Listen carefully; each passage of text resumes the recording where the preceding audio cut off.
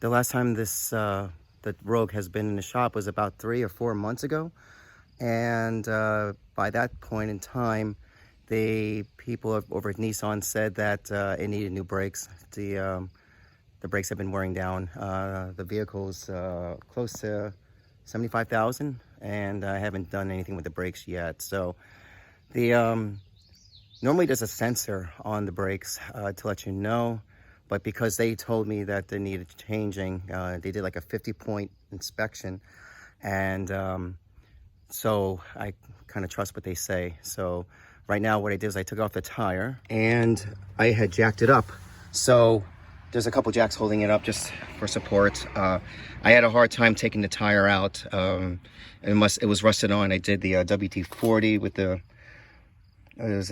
Blue Torch technology to no avail. So what I did was I just loosened up the lug nuts and drove not even down maybe an eighth of a mile, and you heard it pop.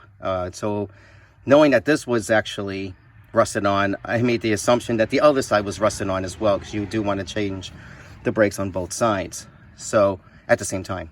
Okay, and sure enough, the other side popped as well. Okay, so right now what you're going to need is a wire, because when you remove the caliper, you have to hang the brakes onto something stationary.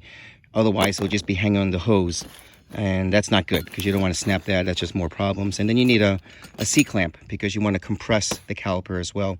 On top of that comes the brakes, both fronts, and I got this at Auto Store, Duralast brakes. I also went to another local store and picked up the rotors, because again, when your vehicle is 75,000 miles, you don't want to use the same rotor, because what happens is if it's too thin, it'll start to warp, and then you'll get this weird sound every time you brake the car when you're trying to stop and everything. That's happened to me before in the past when I changed my other brakes in the older car. So, and then the bolts for here is actually, this is a 19, we can try to see it, 19 hex nut, so that's for there. And then this one is 14 millimeters, and then you're gonna remove it right here. Okay, so those two, once they're removed, you can be able to take out the rotor. Hopefully this is not rusted on, which I think it is anyway, so I'm gonna have to hammer it out. And I'll take you through the steps.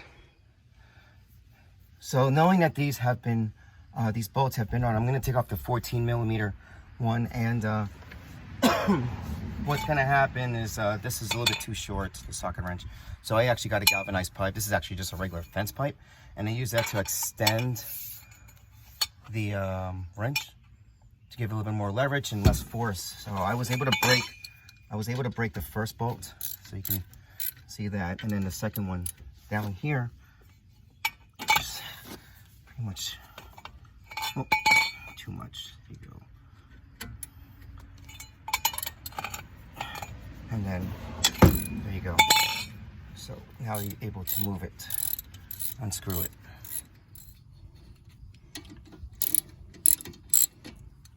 So that you should be able to just hand do. And you don't want to take it off completely, but just to there. Okay, so you slowly move everything. And this is a copper wire that I have. You can use a rope or anything, but definitely want to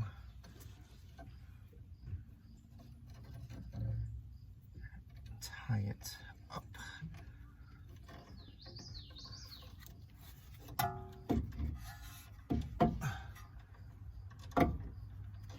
And you just move it out of the way. Okay, so that's what it looks like. Again, this wire is not going anywhere, and it's just hanging. Your best bet is to keep this the brake hose as straight, or at least, you know, you don't want to have it twisted or anything. Okay. So now that the caliper is out, these are just yellow brakes. I don't mind damage or anything here, but you get a flathead screwdriver and you just slowly pry it out, and that's it.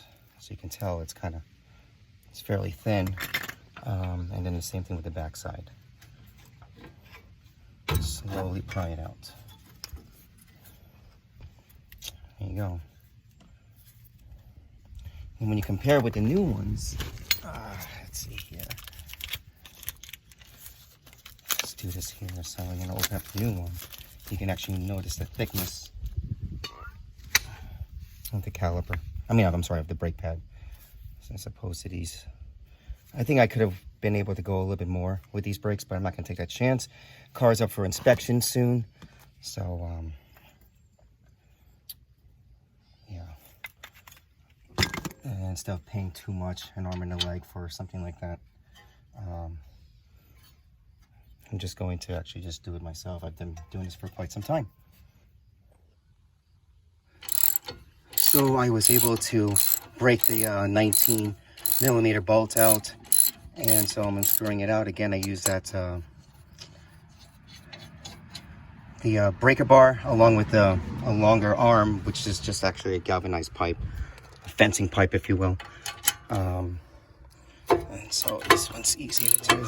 The brakes haven't been changed since we first got the vehicle. And then moving from Texas to New York, a lot of the salt actually caused a lot of rust for the rotor to stick to the car itself. So I've tried several types of hammers, more lightweight, and finally I just went for the big gun right here.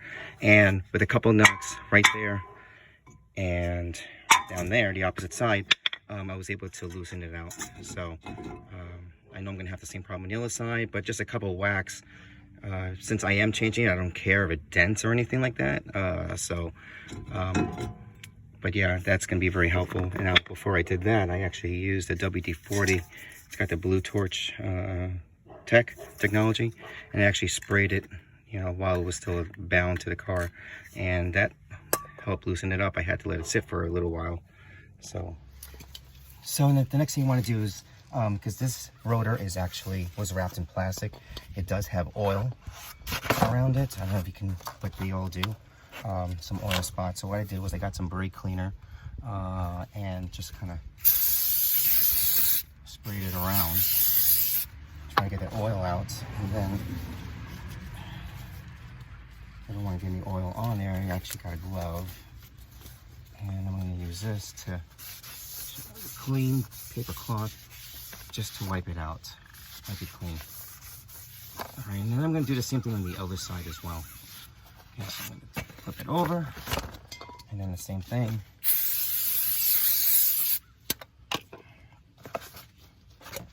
Get where it's not used, and again, clean it out. And now it's all set. So I'm just gonna handle it. Just my fingers are touching, and just slowly put it back on. There you go. Now that that's done, now you want to start piecemealing everything back together again. There are these little flaps, these little pieces of metal here that actually hold on to the brakes as well, brake pads. What I got was just the brake pads. I thought it was going to come with everything, but I guess it's... Preferably I wanted to change it, but I don't think it's really going to make much of a difference to some degree. So what I did was I just cleaned it out. I mean, it looks like everything is still intact. And I just put a little lithium grease on there and put it on the zet. So again, just a little.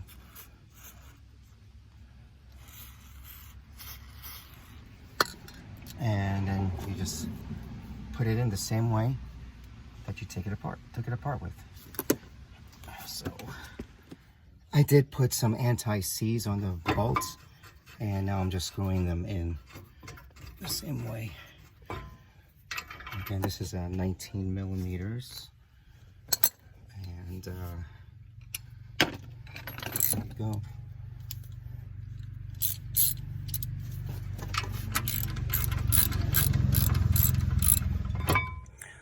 So with a torque wrench, these larger bolts, this one and this one down here, are between 50 to 72 pounds of torque. The smaller ones, which is the 14 millimeter ones, are between 20 to 25. So with a torque wrench, you definitely want to get to the right specifications. Now with the C-clamp, what you want to do is actually compress this part in so you can actually fit in the new brake pads. What's happening is it's already adjusted to the old brake pads, which are much more worn out. The other ones are newer and thicker. So you get a C-clamp, compress this piston here, and then you should be able to add in the the new brake pads. Now, before you do that, you do want to release the cap, kind of give an idea how much of the oil is coming back. This is actually the cap for the brake fluid. You can tell it's down a little bit, but we expect that because as the brake pads wear away, the oil starts to sink down a little bit because it's trying to compensate for less and less of the brake pads that are being used. So I was able to get the C-clamp on here, and that's how it looks like. You want to do this very slowly as it's compressing. Where are you? I'm missing you. There you go, right there. Okay, let me see if we can try to get that, and then just kind of support it, and then slowly compress. And then with the brakes, you just press them in the same way it came out. The sensor that you see here, so that's when the brake pad starts to go thin, you'll start hearing this screeching sound. That one actually goes on the inner part of the caliper of the brakes.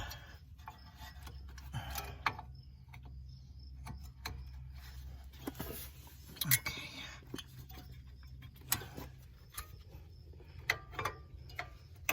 Sometimes you find it easier to put one in first and then slowly slide in the other part. And there you go, you have two new brake pads with a new rotor.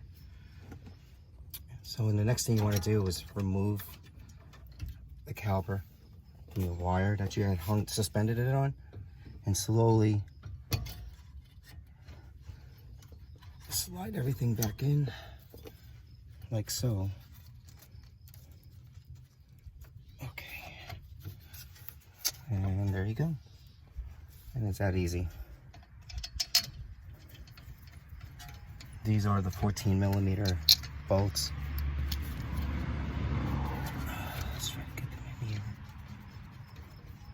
As long as you get one in, then the other one you can also work with. Get the other one in.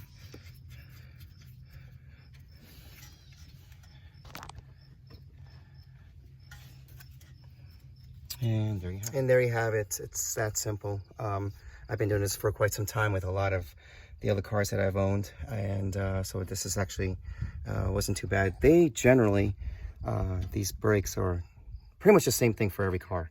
I haven't seen one car yet that I've owned that are different than, you know, with how they work with different brands. So